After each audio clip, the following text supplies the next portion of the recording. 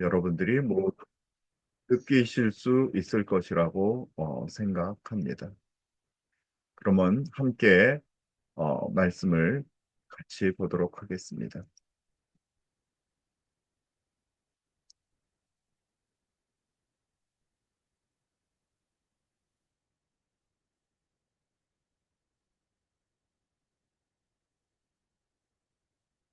오늘 말씀은 마태복음 4장 1절에서 11절입니다. 우리 교독하도록 하겠습니다. 그때에 예수께서 성령에게 이끌리시어 마귀에게 시험을 받으러 광야로 가사, 우리 음소거를 풀어주시고, 그 다음 절을 교독해 주시면 좋겠습니다. 40일을 밤낮으로 금식하신 후에 줄이신지라.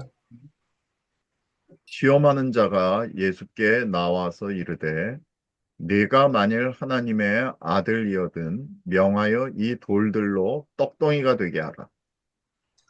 예수께서 대답하여 이르시되 기록되었을 때 사람이 떡으로만 살 것이 아니요 하나님의 입으로부터 나오는 모든 말씀으로 살 것이라 하느니라 하시니. 이에 마귀가 예수를 거룩한 성으로 데려다가 성전 꼭대기에 세우고 이르되 내가 만일 하나님의 아들이여든 뛰어내리라. 기록되었을 때 그가 너를 위하여 그의 사자들을 명하리시니 그들이 손으로 너를 받들어 발이 돌에 부딪히지 않게 하리로다 하였느니라. 예수께서 이르시되 또 기록되었으되 주 너의 하나님을 시험하지 말라 하였느니라 하시니 마귀가 또 그를 데리고 지극히 높은 산으로 가서 천하만국과 그 영광을 보여 이르되 만일 내게 엎드려 경배하면 이 모든 것을 내게 주리라. 예수께서 말씀하시되 사탄아 물러가라. 기록되었을 때 주 너의 하나님을 강력히 경배하고 다만 그를 섬기라 하였느니라. 함께 읽겠습니다. 이에 마귀는 마귀는 예수를 예수를 떠나고 천사들이 천사들이 나와서 나와 수종되니라. 수종되니라. 아멘. 네. 해방 직후에 한반도는 서른 다른 국가를 세우려는 건국 투쟁의 장소였습니다. 북쪽에서는 소련을 등에 업고 공산주의를 이념으로 하여 인민공화국을 만들려고 하였고, 또 이 남쪽에서는 미국과 연결해서 자유민주주의를 이념으로 하는 민주공화국을 만들려고 하였습니다. 그런데 북한 지역의 공산화가 급격하게 진행되면서 공산주의자들로부터 극심한 박해를 받고 피난한 월남 기독교인들은 한반도 남쪽에 와 보니까 이쪽에서도 또 똑같은 투쟁이 벌어지고 있는 거예요. 그래서 이분들은 마치 필그림들이 이 유럽에서 영국에서 이 고난을 받고서 새로운 땅으로 와서 신앙의 자유를 찾으러 온 사람들하고 비슷한데 북쪽에서 내려와 이 남쪽에서 공산주의를 어떻게 막고 민주국가인 대한민국을 어떻게 건설해야 될까 하며 온 힘을 쏟았습니다. 특별히 한경직 목사님과 또 그분을 중심으로 한 배단위 전도교회는 월남 기독교인들을 중심으로 새로 세워지는 나라는 자유민주주의 국가여야 한다고 생각했고 이것을 위해서 싸웠습니다. 이분들은 해방 직후에 북한에서 민주국가 수립을 먼저 시도한 기독교인들이었습니다. 우리 신의주 학생의거 아시죠? 전 세계 최초의 공산주의를 대항한 의거였습니다. 그런데 이제 소련 공산주의가 진출하자 이들의 꿈이 좌절되고 말았죠. 따라서 이분들은 북한에서 실패한 민주국가의 건설을 남한에서 이루고자 하였습니다. 공산주의자들은 기독교를 자신들의 가장 큰 적으로 삼고 신앙의 자유를 허락하지 않았으며 가차없이 순식간에 교회들을 파괴하였습니다. 따라서 월남 기독교인들은 처음부터 분명히 반공의 입장을 가질 수밖에 없었습니다. 이들은 모두 자신의 재산도 잊어버렸고 자신의 이 식구들도 잊어버린, 그리고 눈앞에서 식구들이 살해당한 그런 분들이었습니다. 이들은 소련과 그들의 추종자들이 김일성 집단이 저지르는 비행을 통해 공산주의의 실체를 몸으로 체험한 신앙인들이었습니다. 한경직 목사님은 평안도의 자립적 중산층을 기반으로 한 청년들의 지지를 받으며 민주사회를 만들려고 노력했습니다. 이 당시 처음으로 사회민주당을 창당했었고 한경직 목사님은 부당수였습니다. 당수는 이유필 선생님이었습니다. 이분들이 사회민주당, 그러니까 꼭 공산주의 비슷한데 그런 이름을 가진 것은 일본이 다 이제 물러갔기 때문에 일본 소유의 대기업은 국가 소유로 하고 일본인 대지주의 소유는 농들에게 줄 것을 주장했었기 때문에 이분들이 스스로 사회민주당 했었고, 이 당시에는 이분들이 민주국가를 창당하려고 했지만은 거대 자본에 대해서는 이건 국가가 소유해야지 하는 그런 이 생각이 많았습니다. 한반도 전체를 봐서도 그랬고요. 그래서 요 사회민주당을 창당했었죠. 하지만 이분들의 이런 노력은 소련과 공산주의자들의 폭력으로 인해서 좌절되고 말았습니다. 이후 월남한 이들은 남한에서도 수많은 좌익 단체들이 남한을 공산화하기 위해서 이 폭동을 일으키고 폭력을 벌이는 것을 보면서 청년들을 중심으로 한 민주국가 건설을 위한 반공투쟁을 지속했습니다. 이렇게 해서 결성된 것이 배단위 청년회와 대학생회였습니다. 특별히 1946년, 그러니까 이 설교가 작성되기 1년 전에 대구 폭동이 일어났습니다. 아주 엄청난 폭동이었는데요. 그래서 기존의 경찰력만 가지고서는 좌익을 도저히 막을 수가 없다고 생각해서 이 청년 단체들이 만들어지게 되었고, 이런 상황에서 한경직 목사님은 기독교인들의 행동을 요청했고 그 결과 서북 청년단이 결성되었습니다. 서북이라고 말하면은 지금의 황해도, 평안도, 북이라고 얘기하면 함경도를 얘기합니다. 그 당시 그쪽에서 내려온 기독교 청년들이었죠. 당시 이쪽 남쪽 남한 사회는 매우 혼란스러웠습니다. 북한에 이제 이 남쪽에 있던 박헌영이 북한으로 도망갔죠. 그래서 거기서 지령을 계속 내렸습니다. 지속적으로 미 군정을 공격하고 좌익의 확산을 위해서 폭동을 일으키고 그 이후에 이 뭐 4.3 제주 사태 같은 것들이 일어났던 것이죠. 여수 순천 반란 사건도 일어나고, 그래서 한경직 목사님은 1946년 11월 영락교회 창립 1주년이 되었을 때 다음과 같은 설교를 합니다. 신자의 사명이 여기 있습니다. 천고에 빛나는 진리를 파악한 우리는 사상교화 운동에 나서야 되겠습니다. 이것이 무엇보다도 필요합니다. 강연회나 토론회를 개최하고 잡지나 소책자를 발간하는 등 기타 여러 가지 방법으로 전국으로 이 운동을 추진시켜야 할 것입니다. 오늘의 기독교인들은 잠잠합니다. 최선의 정치 이념이 우리에게 있음에도 불구하고 왜 이리 퇴영적입니까? 좀 더 주도성을 가집시다. 십자가를 지고 노동운동과 정치운동을 합시다. 네, 이렇게 십자가를 지고 노동운동과 정치운동을 합시다 하니까 이 복음적이 아닌 이 사회 이 진출적인 요즘에 기독교 이 사회주의 운동을 하는 그런 목사님처럼 꼭 들리죠. 근데 이것이 이 당시에 꼭 필요했기 때문에 이 말씀을 하셨던 것입니다. 한경직 목사님은 새로 세워지는 국가는 사회적 책임감을 가진 건전한 시민의식에 기초해야 하며 이 신탁 통치와 미소 공인은 결국 신탁 통치 한다는 것, 그 다음에 미군과 소련이 함께 이 나라를 통치한다는 것은 결국 공산화의 지름길이라고 생각하면서 결사 반대하였습니다. 이 당시 모든 민족 진영이 이승만 대통령, 김구 선생님 모두 그랬었죠. 한경직 목사님은 공산주의는 개인의 기본권과 건전한 윤리를 부인하기 때문에 결코 수용할 수 없다고 보았습니다. 한경직 목사님은 민주주의의 가장 중요한 요소가 개인의 인권이다. 그렇게 보았습니다. 그래서 진정한 민주주의의 핵심은 개인의 인격이 중심이 돼야 된다. 인격이 존중받아야 된다. 그리고 개인의 자유가 보장받아야 된다. 그리고 만민이 평등하다. 이 세 가지를 중심을 가지고서 말씀하셨던 분입니다.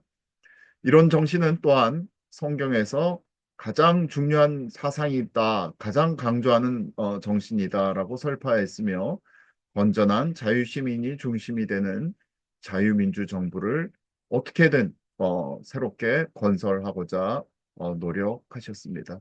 오늘 1947년 우리 이 당시 요 당시는 1950년도에 유엔에서 활동하실 때의 젊은 시절의 모습이십니다.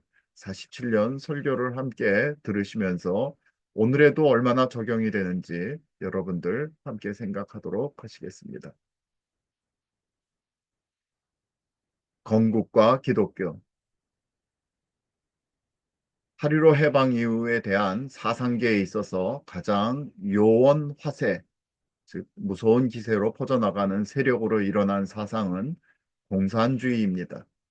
최근에는 신민주주의니 진보적 민주주의니 하고 개명을 하여 뭇사람의 뇌수를 호미케 할 뿐 아니라 지금 38선으로 말미암아 이국처럼 된 북한에 있어서 정치 사회는 공산주의 일색으로 되어버렸고 교회는 참으로 억울한 박해를 당하고 있습니다. 현상이 이에 이르렀으므로 내가 기독교와 공산주의라는 주제로 기독 신자의 입장에서 이 사상을 검토, 비판함으로써 이 혼돈한 현 사상계에서 우리 신자들이 걸어가야 할 노선을 명확히 파악하여 위로는 하나님께 영광을 돌리고 아래로는 모든 동포에게 참된 길을 주자는 것입니다.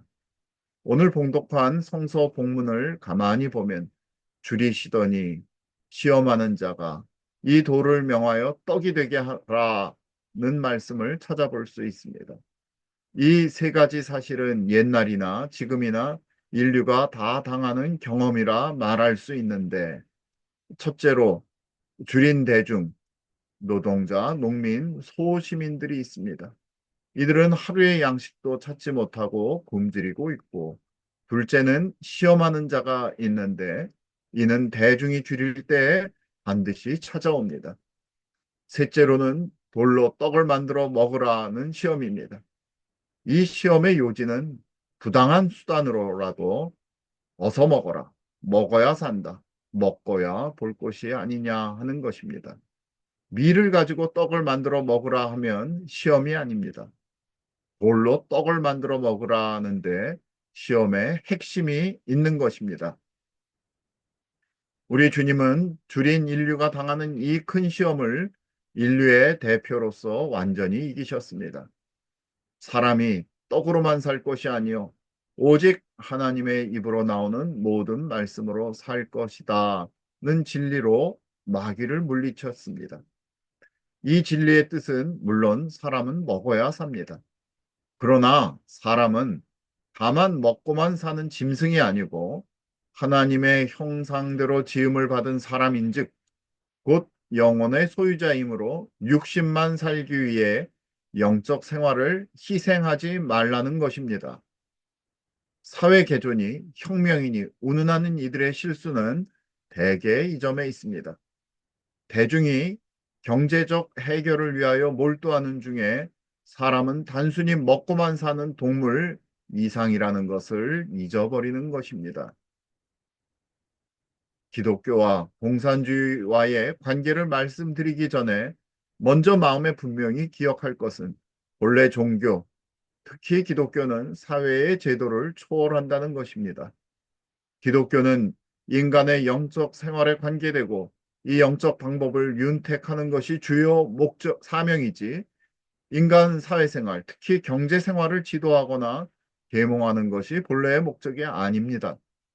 그러므로 어떤 사회의 사상이라도 단순히 사회 문제, 경제 문제만 국한되고 그 범위를 넘지 않는다면 이론적으로 종교와 사회 사상 사이에 마찰될 것도 없고 충돌될 것도 없을 것입니다.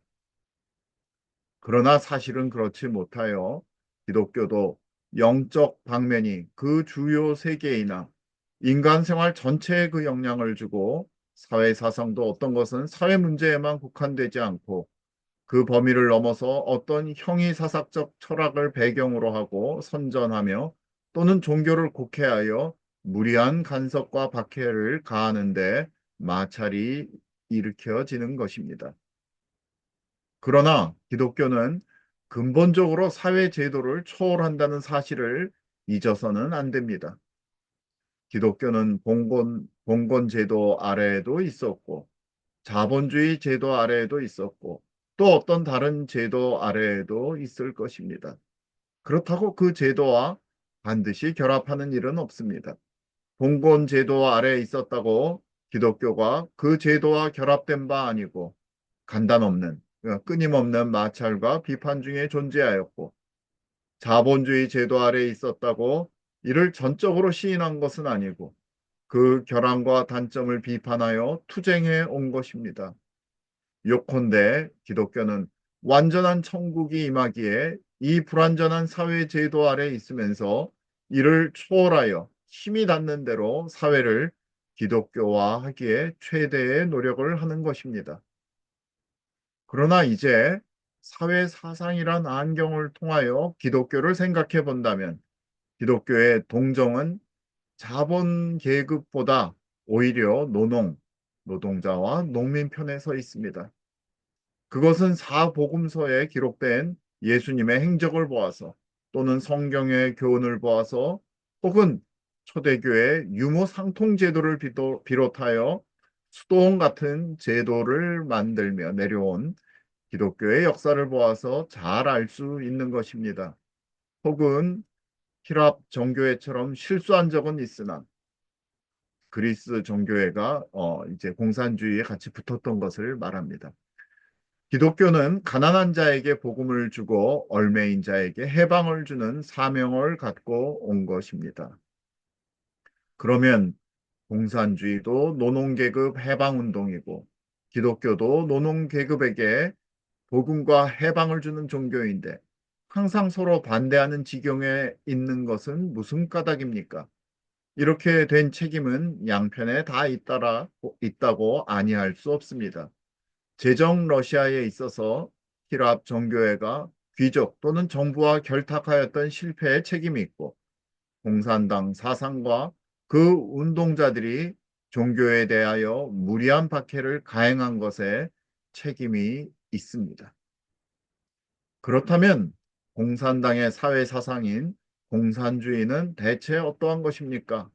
이에 대한 한간의 관찰을 살펴보니 첫째, 내 것 없이 누구나 다 같이 먹고 같이 입고 같이 사는 것.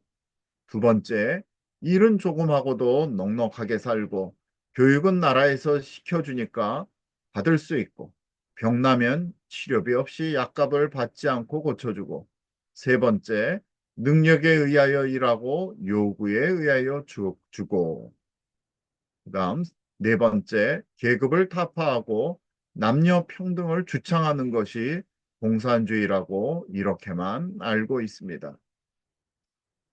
이것은 유토피아 관념이고 공산주의가 아닙니다. 그런데 사람들은 이것을 혼돈해 버렸습니다.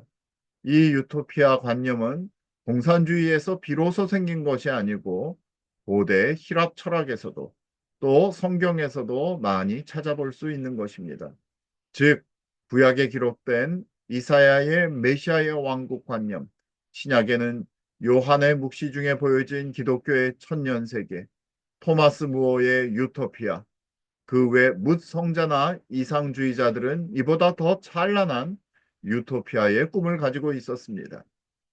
또 이 유토피아를 지구상에 실현하려고 실험해 본 일도 있습니다. 기독교 사상, 기독교 역사에 보이는 초대 기독교 수도원 또는 현재의 가정, 우리 가정, 홈이라는 것이 일종의 그것이라 할 수 있는 것입니다. 그러므로 이는 공통한 인류의 이상이요, 공산주의자들만의 전형물이 아닙니다. 요컨대 문제는 유토피아 관념이 좋으냐 나쁘냐에 있는 것이 아니라 여기에 도달하는 그 길이 어느 길이 바르냐 하는 방법론에 있는 것입니다. 그 길에는 첫 번째 기독교에 가르치는 길이 있고, 두 번째 사회주의자의 말하는 길이 있고, 세 번째 기독교 사회주의자들의 재창하는 길이 있고, 네 번째 플라톤의 공화론 리파블릭에 표시한 길, 그리고 다섯 번째 공산주의자들의 부르짖는 길 등이 있습니다. 그러면 공산주의자들의 걷는 길은 어떠한 길인가를 우리 기독교적 입장에서 검토하기 전에 공산주의의 의의를 밝히기로 하겠습니다.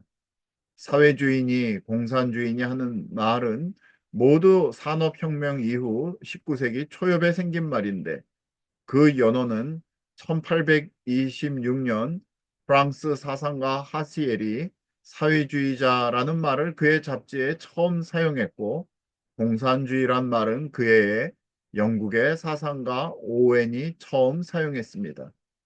지금 공산주의라고 번역되는 커뮤니즘은 공공불악, 공유주의의 뜻을 가졌으니, 공산주의란 말은 경제적인 수로이고 정치적인 수로가 아닙니다. 그런 것이 근래 와서 공산주의라는 말을 사회주의란 말과 거의 동일한 의미로 사용해 왔고, 또 극히 광범위한 다양한 의미로 사용해 왔습니다.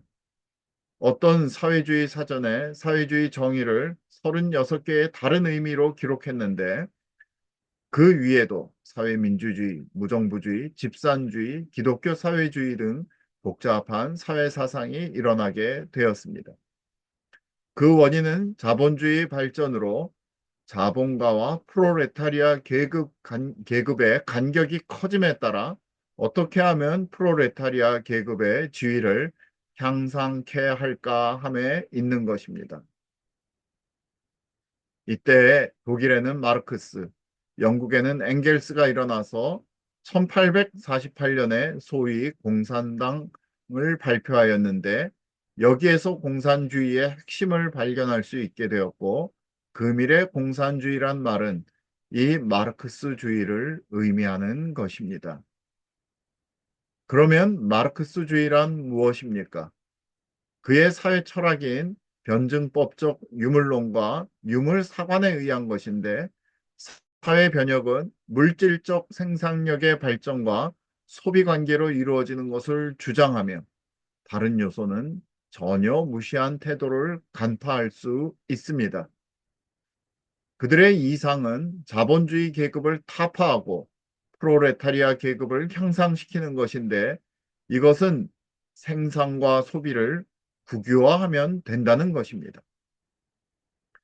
이런 유물론적 사회 철학을 가진 그들이 유물론에 중독되어 인간 생활에 있어서 물질 이상의 것에 대한 감상력을 완전히 잃어버리고 종교, 도덕, 예술에 대하여 전혀 뭘 이해합니다. 우리는 그들의 종교관이 얼마나 피상적이요 맹목적인가 함에 놀라지 않을 수가 없습니다.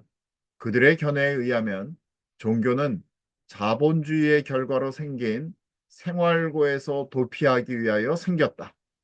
그러므로 종교는 아편과 같다. 노동자로 하여금 곤란한 현실에 무감각하게 만들어버린다. 또 자본가의 양심을 마비케 한다. 그러므로 자본주의가 없어지고 생활고가 없어지면 종교는 필요하지 않다는 것입니다. 그러나 여기 두 가지 큰 과오가 있음을 알 수 있습니다. 첫째는 종교가 생활고로 인하여 생겼다는 말은 거짓말입니다. 종교가 생활고에 허덕이는 인간을 위안하는 것은 사실이지만 그것의 원인은 아닌 것입니다. 종교의 근원을 사회적으로 설명하면, 첫 번째, 종교는 인간의 환란 시기뿐만 아니고 행복할 때에도 즐거움과 감사의 정으로 하나님을 예배하게 됩니다. 두 번째, 인간은 도덕적 동물로 선을 탐구하며 양심적 생활을 동경하는 중에서 하나님을 예배하게 됩니다. 세 번째, 또 인간이 인간 문제, 우주 문제를 해결하고자 하는 중에, 즉 인생의 의의를 발견하고자 하는 데서 종교가 생겼고, 네 번째, 인간 생활을 각 방면에 풍부히 하겠다고 하는 데서 종교가 생긴 것입니다.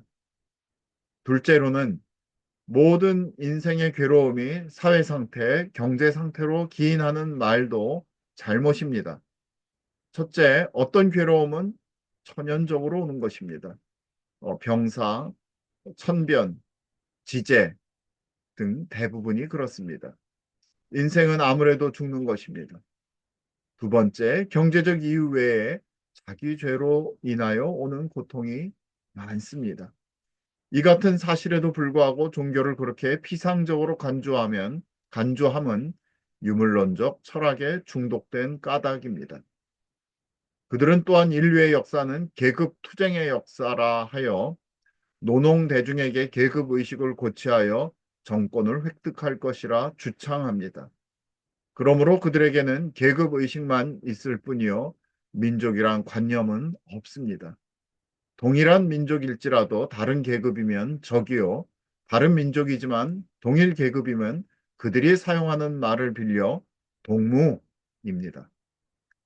민족적 독립보다 자기 계급의 정권 획득이면 그만입니다.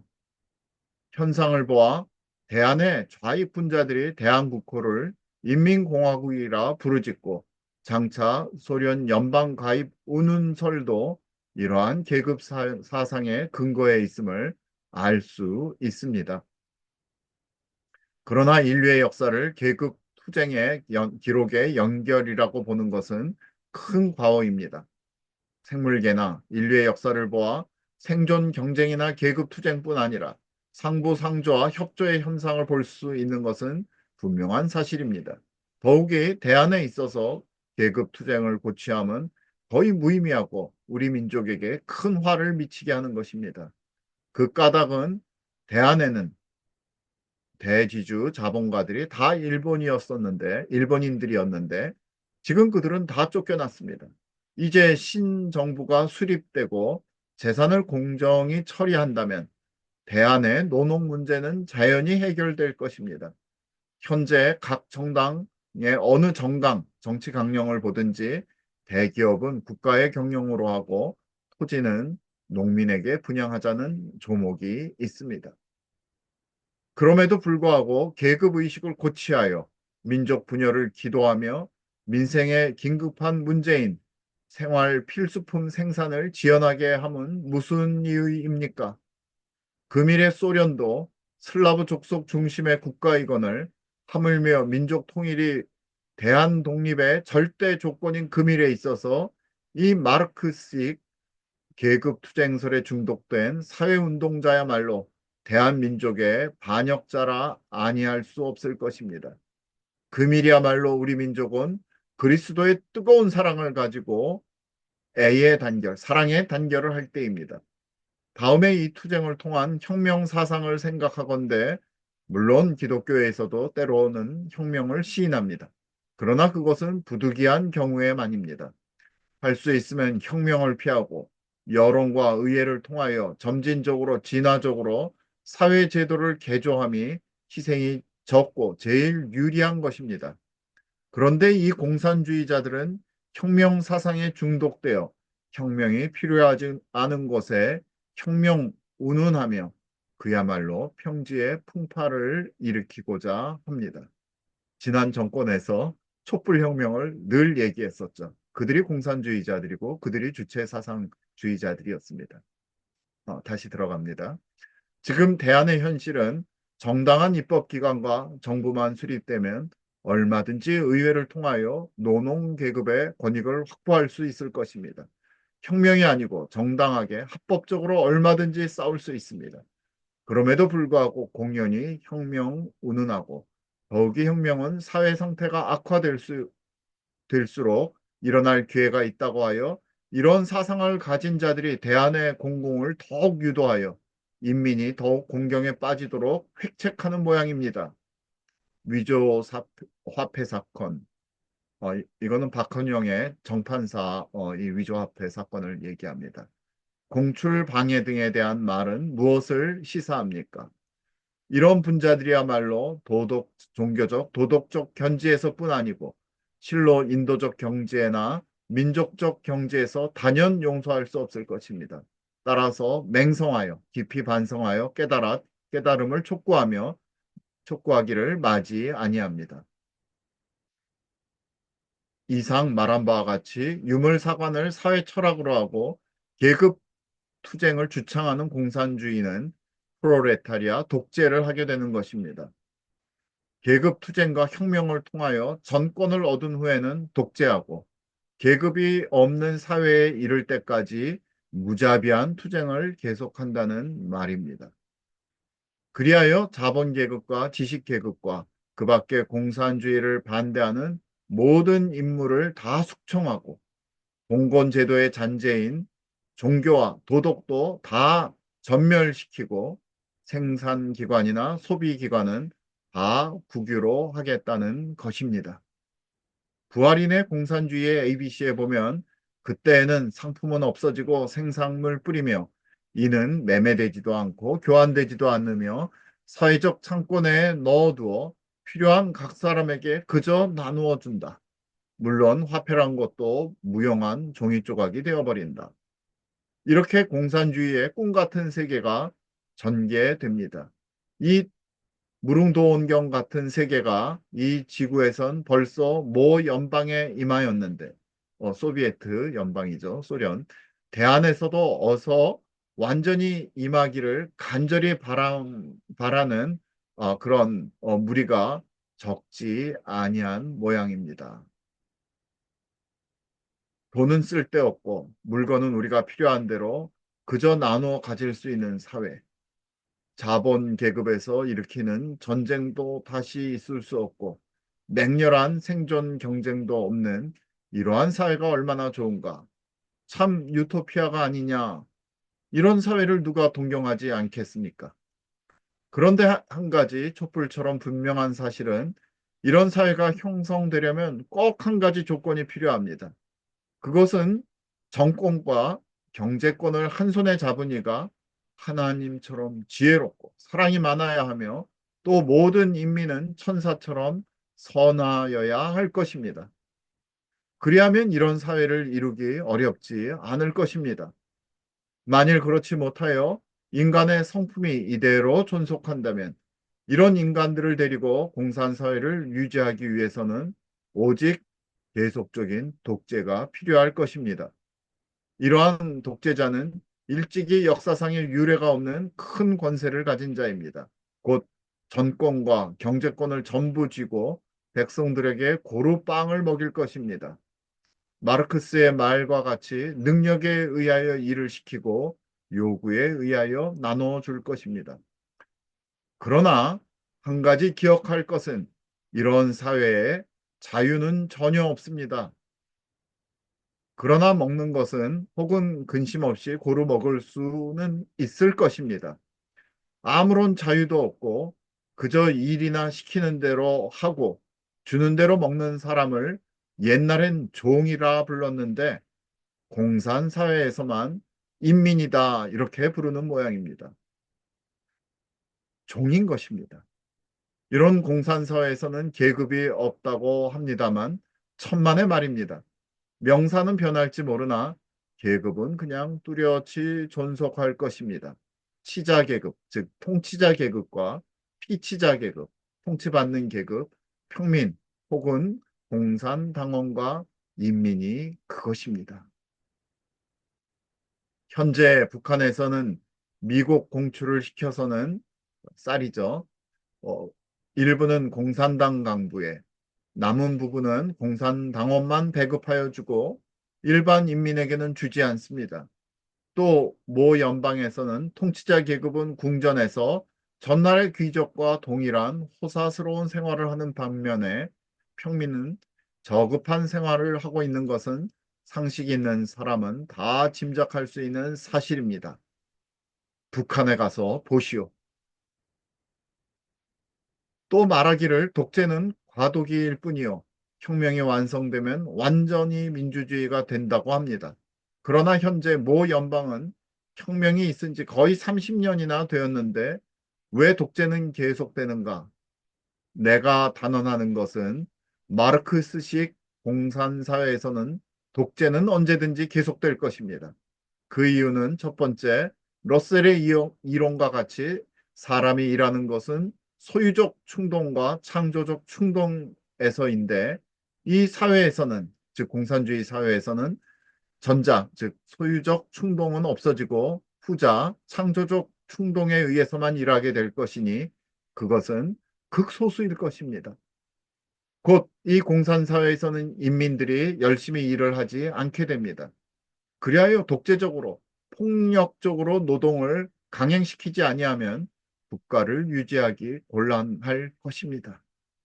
두 번째, 인간의 본성인 소유욕은 그냥 남아 있어 일을 아니하고도 많은 소유를 하려고 할 터이니 이것을 억제하기 위하여 독재가 필요하게 됩니다. 세 번째, 고금을 옛날이나 오늘을 막론하고 독재자는 자발적으로 권리를 내놓는 법은 없고 또 권리는 언제나 부패한다. 권력은 언제나 부패한다. 라고 루소가 말했죠. 그렇기 때문에 이것을 숙청하려면 혁명이 필요하고 혁명에는 독재가 반드시 따라가니 또 독재의 계속입니다. 그래서 이 모든 공산주의 사회, 우리 북한에도 여전히 이 정치 수용소가 있죠. 아주 수많은 사람들을 반대하는 모든 자들을 이 적으로 간주하게 되고 항상 수많은 학살이 따르는 것입니다. 다시 들어갑니다. 독재가 없는 공산사회를 이루려면 그 사회를 형성하고 있는 인민 각자가 서로 사랑하면 가능합니다. 가정은 일종의 공산사회입니다. 우리 집에 그렇죠. 엄마, 아빠, 아이들. 또 각자가 지극히 선하면 됩니다. 수도원이나 원시 기독교가 그러하였습니다. 그렇지 않으면 독재가 있어야 공산사회를 이룰 수 있는 것입니다. 그런데 공산주의는 종교나 도덕을 정배 보낸 지, 즉 귀양 보내서 멀리 떠나보낸 지 오래입니다. 그러므로 독재는 반드시 계속됩니다. 마지막으로 공산주의 사상이 도덕과 인격에 미치는 일반 영향에 대하여 말하려 합니다. 공산주의자들은 성경이 가르치는 도덕을 봉건 시대의 도덕이라 비웃습니다. 그렇습니다. 공산주의는 내 것이 불변 없는 것이니 성경의 제8계명 도둑질을 하지 말라라는 그 10계명이 쓸데 없어집니다. 아무 것이나 다 공산이니까 아무 것이나 가져와도 도둑질이 아닙니다. 물건을 옮겨 놓는 것이죠. 그 사회에서는 도둑놈이 하나도 없게 됩니다. 모두가 도둑이 되는 것이죠. 또 가족에게도 봉건 시대의 유물이니 신시대에는 정조라는 거추장스러운 관념을 내버리고 자유로운 성생활을 향유해야 한다고 부르짖습니다. 레닌도 아이들과 일하는데 장애가 없는 한 아내는 3일에 한 번씩 바꾸어도 상관치 않겠다고 하였습니다. 그러니 성경의 제7계명, 간음하지 말라는 그 계명이 무용하게 됩니다. 북한에 강간죄가 없어지고 이혼이 성행된다는 말을 듣습니다. 이러한 사회가 어떠한 추태를 양성하겠습니까? 이는 물어볼 필요도 없습니다. 그러함에도 불구하고 사람들이 이 사상에 미혹되는 것은 돌로 떡을 만들어 먹으려 하기 때문입니다. 사람이 생존하기 위해 사는 것이 아니라 생활하기 위해서이다. 오스카 와일드는 이렇게 말했습니다. 1848년 마르크스와 엥겔스가 발표한 공산당 선언 첫 구절은 이런 말로 시작합니다. 한 괴물이 유럽을 횡행하고 있다. 곧 공산주의란 괴물이다. 저들의 말 그대로 공산주의야말로 일대 괴물입니다. 이 괴물이 지금 삼천리 강산에서 횡행하며 삼킬 자를 찾고 있습니다. 이 괴물을 벨 자 누구입니까? 이 사상이야말로 묵시록에 있는 붉은 용입니다. 이 용을 멸할 자 누구입니까? 사람은 떡으로만 살 것이 아니라 하나님의 입으로 나오는 말씀으로 사는 것입니다. 아멘. 이 설교는 이렇게 끝나고 있습니다. 우리 한경직 목사님입니다. 한경직 목사님이 다른 곳에서 말씀하신 부분 이렇습니다. 자유민주국가의 첫째 되는 원수는 공산당이다. 우리는 이 자유를 확보하려면 이 자유의 첫째 되는 원수를 경멸하여야 한다. 공산당을 경멸하여야 한다. 이 공산당이야말로 우주에서는 하나님의 존재를 부인하고 인간에게서는 영혼의 존재를 부인하며 국가 체제 안에서는 자유를 온전히 부정하는 극악한 사상이요 사회체제다. 그러므로 우리는 하나님의 영광을 위하여 또 인간의 존엄성을 위하여 이러한 사상을 뿌리 뽑아야 한다. 오늘날 다시금 이 남쪽 대한민국에서 공산주의가 이 나라의 체제를 무너뜨리려고 하는 위기에 처해 있습니다. 무엇으로 이 악한 용을 뵐 것입니까? 오늘 한경직 목사님의 말씀, 마지막 말씀, 사람은 떡으로만 살 것이 아니라 하나님의 입으로 나오는 말씀으로 사는 것이다. 이 말씀을 다시금 우리 깊이 가슴에 새기며 이 나라를 위해 기도하며 나서며 또 행하는 우리 모두 되시기를 주님의 이름으로 축복합니다. 우리 한경직 목사님은 1902년에 태어나셔서 우리 북한 평안도에서 태어나시고 2000년에 돌아가셨죠. 조만식 장로님의 제자셨고 평양 숭실대를 나오시고 미국 엠포리아 대학 프린스턴 신학교에서 공부하셨습니다. 신의주 제2교회 목회자로 부임했고 1945년 9월 윤하영 목사님과 기독교 사회민주당을 창당한 후에 박해를 받자 이 북한에 있는 현재의 사실을 알게 하기 위해서 바로 남쪽으로 내려오셨고 38선으로 인해 더 이상 올라가지 못하시고 이곳에서 영락교회를 개척하시고 평생을 공산주의와 싸우며 이 나라의 자유민주주의, 기독교 국가를 위해 또 전쟁 후에 그 위에 있는 6.25 후에는 수많은 그 전쟁 난민들과 고아 또 과부들을 위해서 선명회를 세우시고 이것이 월드 비전이 되어 오늘날 전 세계 가운데 가장 큰 기독교 구호단체가 된 것입니다. 1992년 종교계의 노벨상이라 불리는 템플턴 상을 수상하시면서 나는 우리 일본 이 동방요배를 한 큰 죄인이다라는 그런 말씀을 하심으로 많은 분들을 놀라게 하고 또 많은 분들에게 감명을 주셨던 아주 평생 청빈한 생활을 하셨던 그런 큰 어르신입니다. 한경직 목사님의 오늘 설교를 저희가 들었는데요. 이 목사님의 설교가 예언이 되어서 오늘 이 다시금 공산주의와 어, 최선의 힘을 다해 싸우는 그런 시대에 이르렀습니다.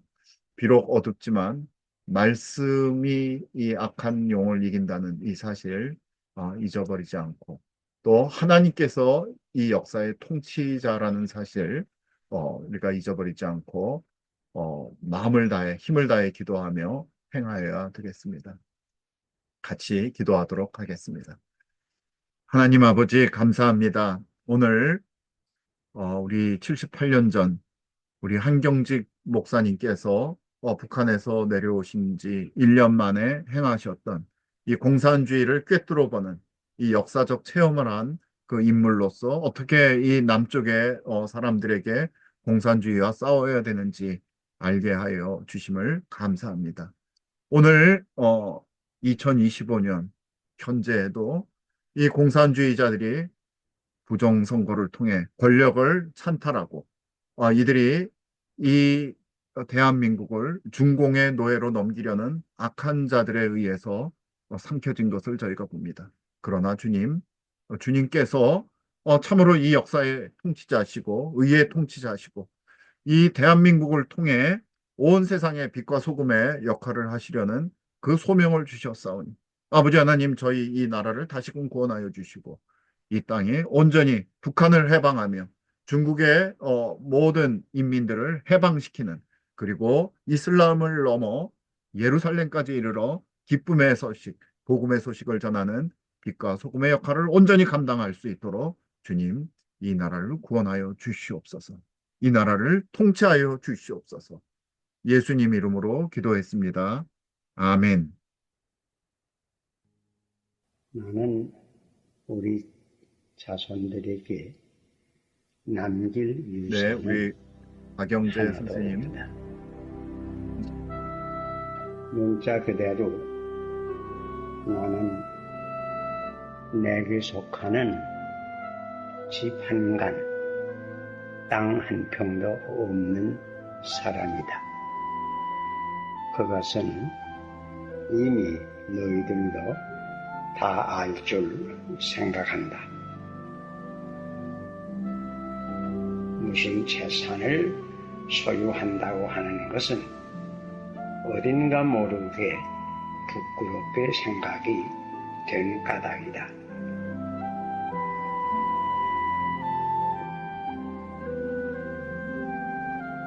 이 세상은 하루하루 살아가는 것이 저 나그네가 길 가는 것과 같은데 내가 길을 가면서 꽃을 보르면 내가 지나간 길에 꽃이 많이 필 거다.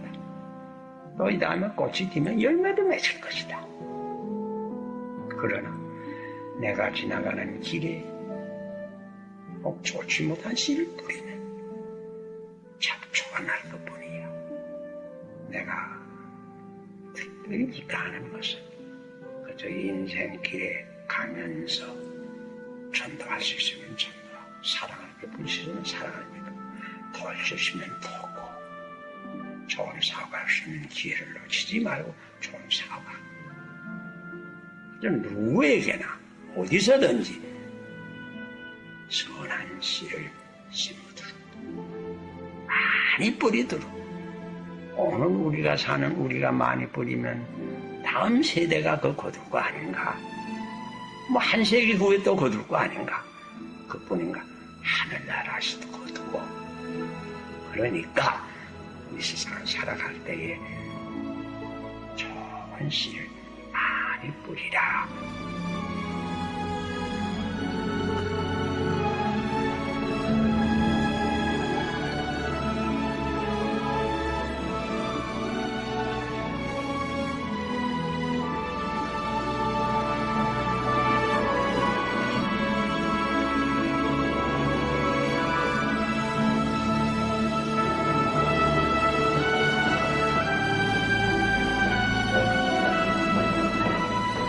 저는 기적을 믿습니다.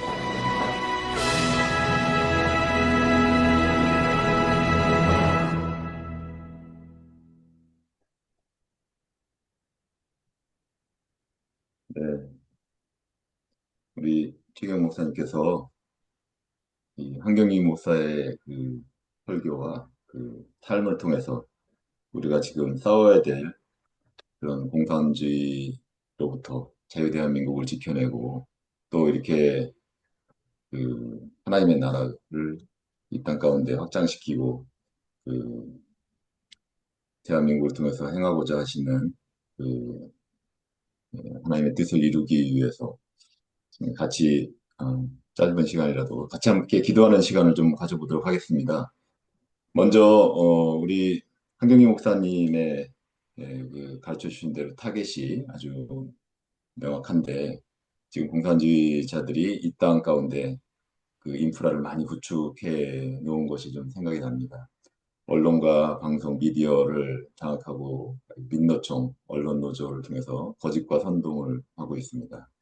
이런 그 기만을 하고 있는데 이 주사파 운동권, 인본주의 사상과 이념으로 장악된 그 언론의 경고한진, 그러니까 예수님의 그 이름의 권세와 십자가 부활의 능력으로 이 같이 기도하면서 좀 파쇄하는 기도했으면 좋겠습니다. 그래서 내국 언론들, 거짓 기만된 선동들은 즉시 중단될지어다. 언론들의 광기 어린 여론몰이와 마녀 사냥도 즉시 멈출지어다. 또 우리 다음 세대들에게 독을 먹이고 있는 종교조, 주사파의 영들을 예수님의 이름으로 결박하고 타악한 종교주의 견고한 진도 예수님의 이름으로 파쇄합시다.